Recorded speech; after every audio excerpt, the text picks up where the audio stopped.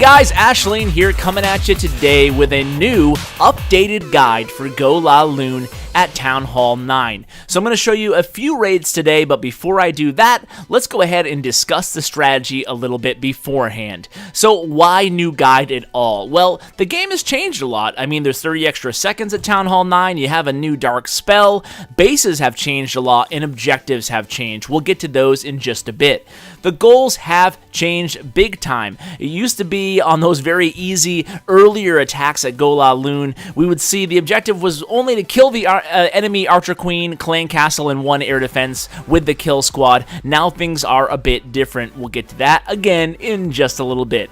So why am I going to show you guys anti-3-star max bases? I mean, what about all the people who want to use this attack strategy on lower end bases? Well, it's always been my philosophy that going against max bases, you can take those lessons and just apply them to whatever level base you're attacking. So, I mean, the general rule for an attacker is always attack someone who's roughly the same level as you, especially heroes wise, and you know, base is a good barometer for that as well. Minimum heroes for this really depends on the base you're attacking, but I prefer level 10 or above on both heroes. Let's talk a little bit about the army you'll be using as well as the objectives. So the kill squad is very important. Obviously, this will set the table for your LaLoon backend portion of the attack, and your kill squad is going to consist of 1 or 2 golems. Most of the time it's going to be 2. 2 of the replays will be 2, another one will be 1. We'll talk about why the differences between those two compositions. And you know, the kill squad is still relatively the same. You want to take down 2 air defenses and the enemy queen. The ideal scenario here, you're going to be using 4 earthquake spells to access 2 air defenses. So when you're looking at a base, that's the first thing you're going to think of.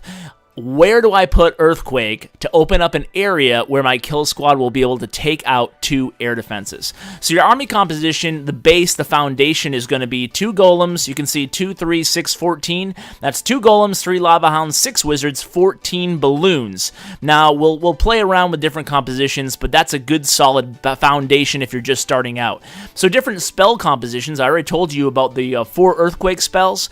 Also, we're going to be using a Rage spell, a Haste spell, and a little bit of flex there. We're going to be using poison spells and another haste in a different replay. And then when to start phase 2. Timing is so critical in all of these attacks. We'll talk more about that as we actually watch them live. So this first replay here by Deathcap from Red Elite, a really nice hit here using, as you can see, the army and spell composition that we just went over. So this base is pretty easy to figure out where to attack from, right?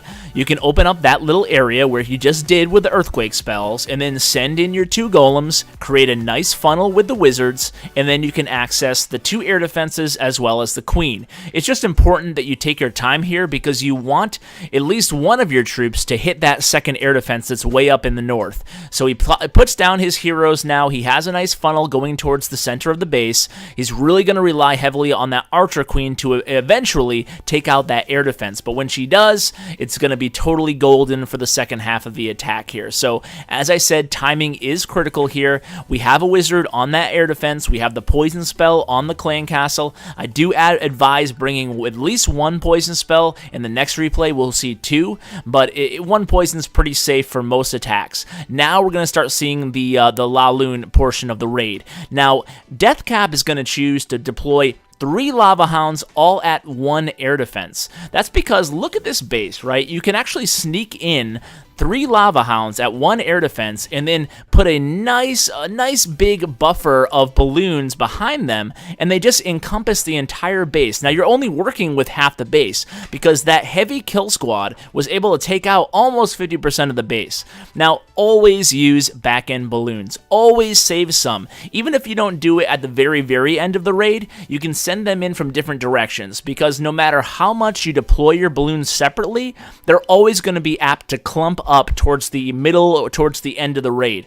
So when you save some balloons for the back end, that's why we say back end balloons, they're going to head towards defenses and not clump up with the rest of the balloons. That's really important to mitigate the effect of splash damage on the enemy base. So you can see Easy peasy, a Lava Hound still alive, the Queen's still at full health, and he took down that base, made it look really easy, right? That's because it's a good formula. And here's the same type of formula by our Achilles in Red Elite. Now, it's kind of a similar type base design in a lot of ways. The air defenses are kind of symmetrical. They're all 4 towards the center of the base.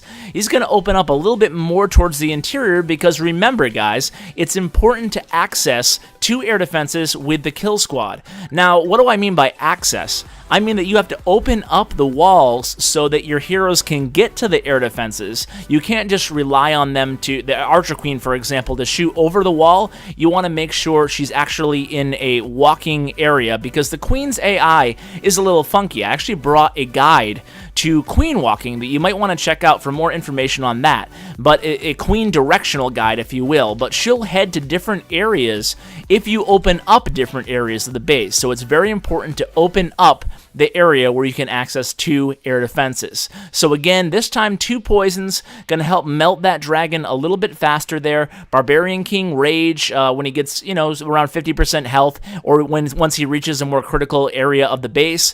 The Queen is now on that second air defense. Now let's focus on the Hound deployment and timing here. So our Achilles does things a little bit different than we saw in the first replay, and this is actually another good option here. He deploys 1 Hound in the heavier defensive area, 1 Hound followed by, I believe, 8 balloons, and then he waited a few seconds, made sure that Hound is attracting the rest of the troops, and he sent the second Hound in from the northeast, followed by the remaining 6 balloons. So obviously in this situation, you don't need the back-end balloons because for all intents and purposes, those 6 remaining final balloons that we saw sweep in at the end were basically the back-end balloons. So we're still using the back-end balloons, but this time we just used them under the cover of an additional Lava Hound. So this is another great combination there. Did I say 1? I meant 2 Lava Hounds at the first air defense, 1 at the remaining air defense, the second air defense. So that would be a great combination there. Now lastly, flipping the script, let's use Queen Walk into LaLoon, and this raid is by Xavier B from Red Elite. Now, let's discuss the army differences, right? So there's 1 less Golem, 1 less Hound, and we're using Jump instead of Earthquake. Why are we using Jump instead of Earthquake? Does anybody know the answer to that question? Okay, no one knows? No, joking, but the answer is because we need to use extra rages to keep the Queen alive. Now, anytime you're going to use a Queen Walk, you need at least 2 rages, unless you really have a great idea that she's going to be very, very safe, because you got to figure you're going to use 1 rage to keep her alive at least, and then maybe 2 as kind of an emergency situation spell. So right now the Tesla's on her. Teslas do a decent amount. They can really cut through those queens fast, so you got to keep an eye on her health at all times here. He needs to access the center of the base, and they are successful, and there's the first rage spell. Now when he sees the Lava Hound come out of the clan castle there, he actually has to send in a wizard to help take down that Lava Hound because it can take a queen a while to do so. Now, you guys aren't going to believe me when I tell you this, but this was a fresh hit on this base. This happened as soon as the war kicked off, and Xavier just pulled off a really nice attack. This is not a cleanup attack. So he didn't know there could have been giant bombs there blocking that wall breaker's path, but he made it work there. Now the Queen has access to 3 air defenses. So now he has a golem and the king, followed by a few wizards coming in to take out the enemy queen in the south. So we can see that there, and we can see up north, if you bring your eyes over here back to the queen, he's using a second heal spell, a second rage spell to keep her alive. Now things are looking pretty good. The queen has 2 air defenses down. That 3rd air defense, she's going to make her way over there, but timing is really key, like I told you in the earlier replays. And he's running I wouldn't say short on time, but look, there's only a minute and 40 seconds, I believe. I think he had 10 seconds to spare after this. That's the thing you got to be careful on these queen walks. They take a lot of extra time, so time is always of the essence, even though you have the 30 seconds. This is one of the reasons why I wanted to bring you the updated guide, because queen walks are much more viable now that you have the extra 30 seconds. So now that the queen takes out the 3rd air defense, now we can send in the rest is pretty easy. You guys can guess what he's going to do here. here. He has 2 Lava Hounds, sending 1 in from the north, 1 in from the south, balloons backing up both of the Lava Hounds. How do you know how many balloons to put in each area? Well, that's pretty easy, right? You just count the defenses, especially the point defenses, and you have to really make sure you have a keen awareness of what defenses will be targeting the balloons and what defenses will be targeting the Lava Hound that is leading the way, therefore distracting them away from the balloons, because you don't need as many balloons if the Lava Hound's going to be in close proximity. So only 1 or 2 balloons will take out a wizard tower if that wizard tower is facing the Lava Hound. So my general rule is 2 balloons per archer tower or point defense.